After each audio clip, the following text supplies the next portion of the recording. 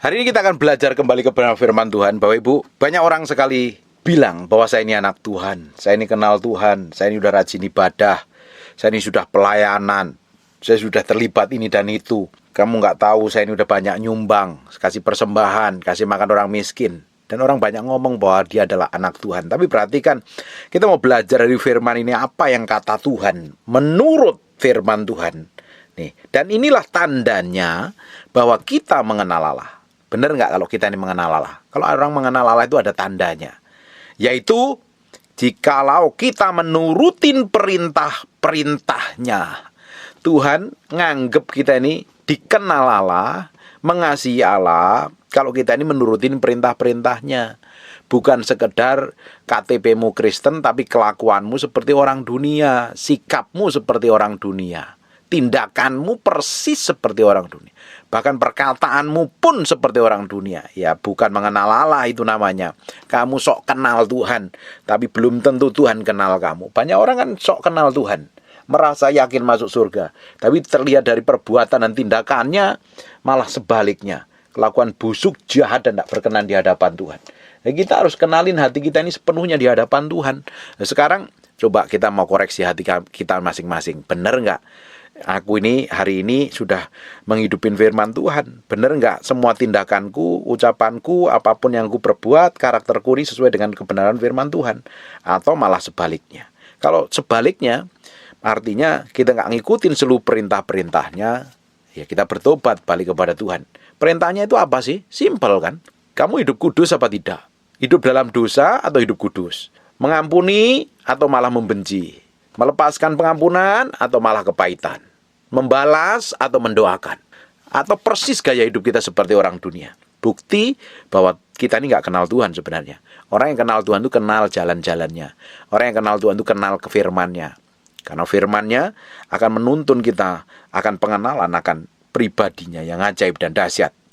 Ayat yang keempat, barang siapa berkata aku mengenal dia, tetapi ia tidak menurutin perintahnya, ngakunya anak Tuhan, ngakunya orang Kristen, ngakunya melayani Tuhan, tetapi tidak menurutin perintahnya, ia adalah seorang pendusta dan di dalamnya tidak ada kebenaran. Ayat ini ngomong keras sekali loh. Jangan ngaku-ngaku anak Tuhan, tapi kalau kehidupanmu nggak sesuai dengan kebenaran firman Tuhan, kamu itu munafik, kamu itu palsu kehidupan kekristenanmu. Makanya di Matius dijelaskan, aku udah bikin mujizat, aku udah bikin ini, aku udah bikin ono, aku udah ngomong ini, aku udah ngomong ono. Ternyata enyah engkau pembuat kejahatan, aku tidak mengenal engkau. Ingat di kitab Wahyu dijelaskan, ada jemaat yang kaya, yang rajin begini, rajin begitu, tetap aja ditolak Tuhan. Karena tidak ada kebenaran di dalamnya. Mau kita ini hebat di dunia, bisa sukses dan berhasil dalam pekerjaan bisnis usaha kita, tapi kalau hidup kita ngaco, hidup kita ngawur, tidak sesuai dengan ketepatan ilahi, ujungnya toh juga akan ditolak Tuhan. Bukankah hari ini yang kita perlu kejar adalah perkenanan Tuhan, menyenangkan hati Tuhan? Amin. Tetapi barang siapa menurutin firman-Nya, di dalam orang itu sungguh sudah sempurna kasih Allah. Ini kita dalam proses seperti ini. Nggak ada orang yang hari ini full bisa ngikutin firman. Kita ini masih daging, masih punya kelemahan. Tapi kita nggak berhenti dalam kelemahan kita. Kita terus belajar berubah step by step. Berubah terus menjadi serupa segambar dengan Tuhan.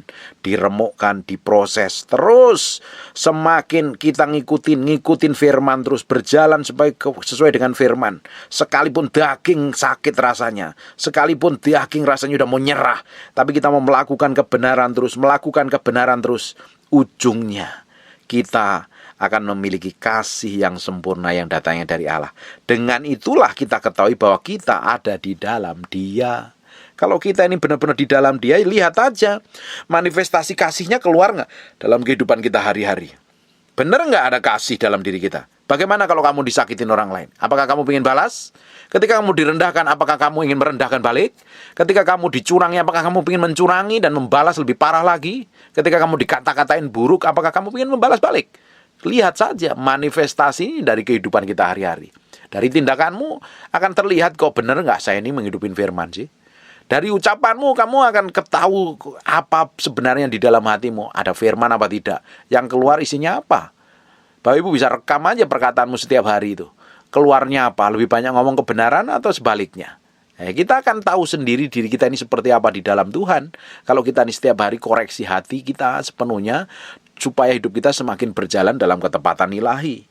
Kalau kita nggak sekenalin diri kita nggak sadar diri kita ini siapa di hadapan Tuhan, kita akan jadi orang yang terabas terus, jalan mau kita sendiri. Mau benar mau salah, jalani terus saja. Ujung-ujungnya malah kita akan binasa dan hancur. Harusnya tambah hari hidupmu tambah berubah, tambah berubah, tambah berubah.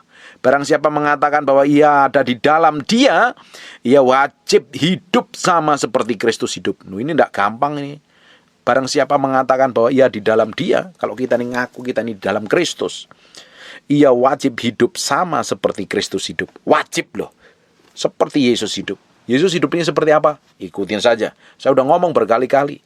Kata Kristen pertama kali diucapkan di Antioquia, artinya Kristen artinya pengikut Kristus. Ngikutin gaya hidup Yesus, ngikutin kelakuannya Yesus Kristus, tindakannya Yesus Kristus. Makanya barang siapa mengatakan bahwa ia di dalam Dia, ia wajib hidup sama seperti Kristus hidup. Ia wajib hidup sama seperti Kristus hidup. Nah, ini perlu pikul salib, sangkal diri, mati daging. Makanya orang Kristen itu tidak hanya terima Yesus, lahir baru, terima Yesus, dibaptis, kelar. Ada bagian yang harus kita lakukan. Setiap hari pikul salib, sangkal diri, mati daging. Setelah kamu lahir baru, dibaptis, terima sertifikat baptisan di gereja, tidak berhenti sampai situ. Kamu perlu dimuridkan terus. Ngikutin kebenaran, berjalan dalam kebenaran. Ketika ngalami proses, ketika ngalami peremukan, ketika ngalami tekanan, ketika ngalami himpitan, kamu akan terus berjalan seperti yang Tuhan mau. Ngalami kemenangan, ngalami breakthrough dan terobosan. Bukan hidup semaunya sendiri. Banyak orang ngakunya Kristen tapi hidupnya persis seperti orang dunia. Tindakannya, ucapannya persis. Nah, apa bedanya? Kalau begitu, kita kan harus ngikutin gaya hidup Yesus Kristus Tuhan. Banyak orang itu tersandung loh dengan kelakuannya orang Kristen karena tidak mencerminkan kehidupan Yesus Kristus. Ya mulutnya, KTP-nya sih Kristen, ngomongnya haleluya, tapi tindakannya tidak mencerminkan kemuliaan Tuhan. Kalau orang kayak begitu kan hidup kita ini akan melukai banyak orang. Kita bisa ngomong firman tapi kelakuan kita sebaliknya. Kita bisa posting firman di media sosial, tapi kelakuan kita malah sebaliknya. Itu yang akan menghancurkan kita. Itu yang akan mempermalukan nama Yesus. Banyak orang tersandung dengan kelakuannya orang Kristen. Coba dicek masing-masing yang punya pembantu, punya suster, punya sopir itu. Kerasan nggak kerja sama kamu? Kalau dia nggak kerasan, ya coba dicek. Bener nggak kelakuanmu seperti Yesus? Masa orang kalau hidup kita ini mencerminkan kemuliaan Tuhan, manifestasi dari tindakan kita seperti Yesus, orang gak kerasan sih dekat kita. Berarti kalau ada yang kerasan, jangan-jangan kamu bawel, jangan-jangan kamu cerewet, tindakanmu gak sesuai dengan kebenaran firman Tuhan. Hari ini coba dicek masing-masing. Praktek hidup firman itu adalah ngelakuinnya di kehidupan setiap hari, berjalan setiap hari bersama Tuhan dalam tindakan pekerjaan, ngatur rumah tangga, hubungan suami istri, di kantor, di pabrik, melakukan kegiatan bisnis di marketplace, atau apapun juga yang kita kerjakan, kehidupan kita ini harus mencerminkan kemuliaan Tuhan, menjadi manifestasi pekerjaan Tuhan di muka bumi ini. Baru orang akan melihat kemuliaan Tuhan. Jangan hidup maumu sendiri. Ketika kamu sudah merasa dibaptis dan merasa masuk surga, kamu bisa bertindak semaumu sendiri. Ujungnya kamu akan ditolak Tuhan. Akan ditolak Tuhan. Karena apa? Nggak dianggap kenal Tuhan. Kalau kita ngaku Kristen, kita harus hidup sama seperti Yesus hidup. Harus. Saya setuju, perhatikan baik-baik. Saudara-saudara yang kekasih, bukan perintah baru yang kutuliskan kepada kamu, melainkan perintah lama yang telah ada padamu dari mulanya. Perintah lama itu ialah firman yang telah kamu dengar. Namun perintah baru juga yang kutuliskan kepada kamu telah ternyata benar di dalam Dia dan di dalam kamu. Sebab kegelapan sedang lenyap dan terang benar telah bercahaya. Kenapa kegelapan bisa lenyap? Karena kita mencerminkan kemuliaan Tuhan, menjadi terang Tuhan. Bayangkan Bapak Ibu kalau hidup kita ini mencerminkan terang Tuhan di mana-mana, yang benar-benar bercahaya. Ya kegelapan di mana-mana akan tersingkir. Bukankah terang itu menghancurkan, melenyapkan kegelapan? Di mana ada terang, tidak ada kegelapan. Di mana tidak ada terang, disitulah ada kegelapan. Kita harusnya sebagai anak Tuhan mencerminkan kemuliaan Tuhan yang hari-hari dalam kehidupan hari-hari, dalam pekerjaan hari-hari, sehingga benar-benar manifestasi kuasa Tuhan mengalir melalui tindakan, ucapan, dan kehidupan kita. Amin.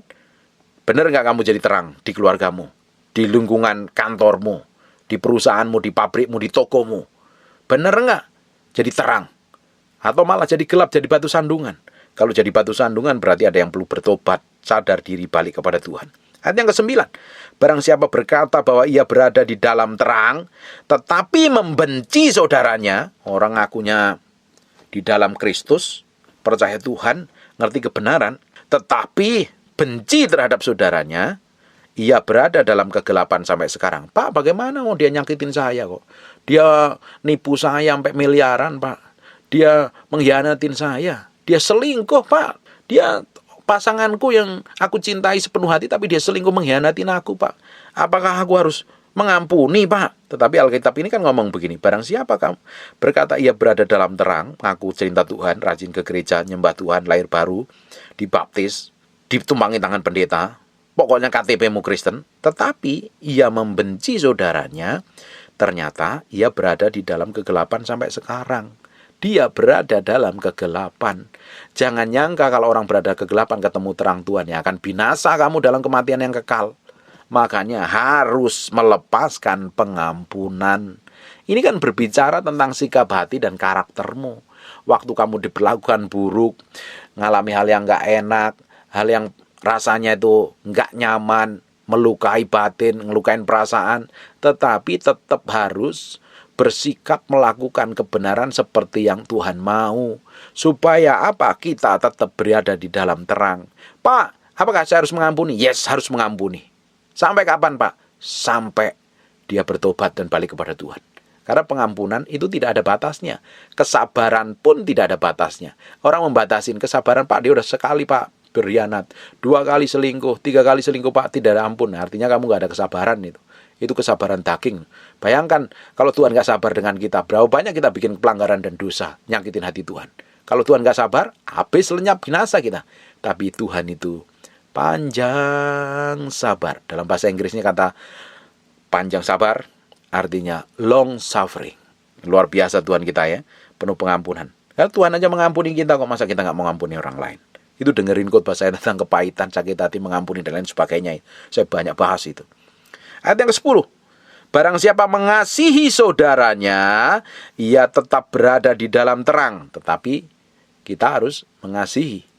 Mengasihi itu adalah mengasihi orang yang gak layak dikasihi. Artinya orang itu menyebalkan. Itu yang harus kita praktek mengasihi. Tapi kalau kita mengasihi orang baik, orang yang sopan, orang yang terhormat, orang yang diurapin Tuhan, pasangan yang setia, ya orang dunia pun bisa melakukan. Justru kita itu harus mengasihi pada orang-orang yang gak layak dikasihi. Orang yang mengkhianati, suamimu mengkhianatin, istrimu mengkhianatin, bawel, cerewet, anak-anakmu yang liar, berantakan, mantumu yang waduh, kelakuannya, apalagi yang punya mertua, kelakuannya cerewet dan sok ngatur segala macam. Kamu harus tetap mengasihi mereka. Justru dalam hal ini kita praktek kebenaran. Barang siapa mengasihi saudaranya, ia tetap berada di dalam terang, dan di dalam dia tidak ada penyesatan. Powerful nggak? Nggak ada penyesatan karena apa? Hidup di dalam terang, hidup dalam kebenaran, hidup di dalam kasih karunia Tuhan. Jadi berkat bagi banyak orang. Menerangi kegelapan. Harus mengasihi. Mengasihi adalah orang yang nggak layak dikasihi. Kalau mengasihi orang yang biasa, baik, suka memberi, aduh, segala macam yang baik-baik itu orang dunia bisa lakukan. Tapi kita harus melakukan hal yang extraordinary. Mengasihi orang-orang yang menyebalkan, menyakiti, dan melukai hati kita. Tetap melepaskan pengampunan. Amin. Ayat yang ke-11. Tetapi barang siapa membenci saudaranya, ia berada dalam kegelapan dan hidup di dalam kegelapan. Orang benci saudaranya, artinya ia berada dalam kegelapan dan hidup dalam kegelapan. Ia tidak tahu kemana ia pergi, kemana, karena kegelapan telah membutakan matanya. Ini orang-orang yang dikuasai oleh kebencian itu mata hatinya dibutakan. Kita melihat orang yang dikuasai kebencian sampai menghabisi nyawa seseorang. Melakukan hal yang sadis. Karena apa? Mata hatinya dibutakan. Tapi kita harus melepaskan loh. pengampunan. Supaya kita nggak ada benci, nggak ada jengkel, nggak marah. Tahu nggak benci itu apa? Karena apa? Dulu pernah dikecewakan, disakitin. Kita mengharapkan sesuatu dari seseorang dan kita nggak mendapatkan, akhirnya kita kecewa. Dari kecewa kita kesel jengkel akhirnya benci, dendam, akhirnya membunuh. Itu permulaan darinya sananya. Loh, kita kan nggak bisa membuat semua orang berlaku baik sama kita atau menyenangkan hati kita. Kita mesti sadar itu. Dan kita nggak bisa menyenangkan semua orang. Kita hanya bisa menyenangkan hati Tuhan, belajar menyenangkan hati Tuhan. Kita belajar menyenangkan hati Tuhan pun juga belum sepenuhnya kok. Kalau ada orang mengecewakan, ya nggak usah diambil hati. Orang nggak ada orang yang sempurna. Kalau kita ambil hati, nanti kita kesel jengkel. Kok dia berlaku seperti itu? Kok dia begini? Kok dia begitu? Akhirnya kesel, akhirnya benci.